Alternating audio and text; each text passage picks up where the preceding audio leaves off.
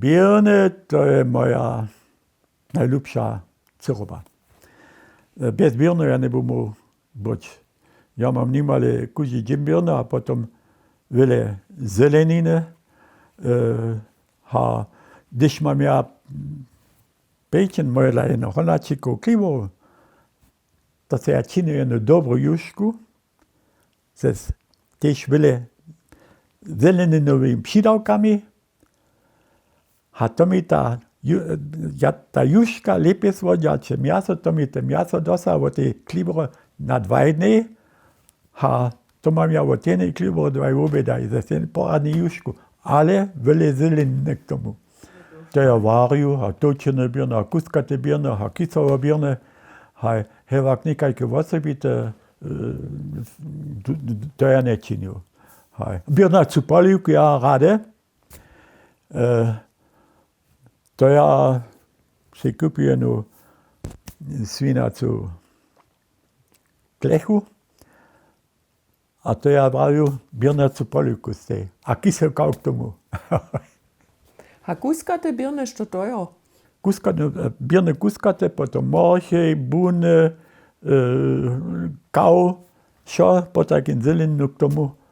A když máš potem pohuvarených kości k tomu, a máš hojazo miasa, a to máš najlepší oběd. Kuskate birne je to serbske slovo za eintopf. Sem ja hakle od Riča Petra Radvorsko zoniva. Ach nie. Tu to loni smo jemo seđeli po njih, a da tu praješi kuskate birne, a ja se prašam što to jo? A da pravi no eintopf. No, to biše eintopf. To biše po nas doma, smo vele tih kuskate birno jedli, dokiš to je jedna već bila, gdje smo vele zelenine uživati, a da dalje za vele mjasa naša mačne peneze miva tam na tim času. No. A te mirkovske slovo za bratkartoffeln? Širvane birne, pširvane birne.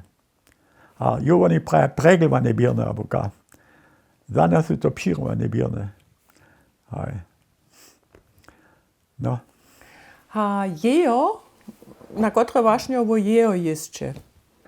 Varene jejo, abo bobeljejko, on tež praja.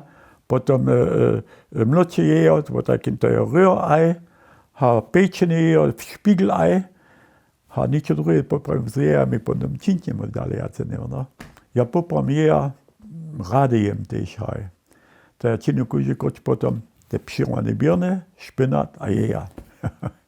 To je moj super najljubši obed.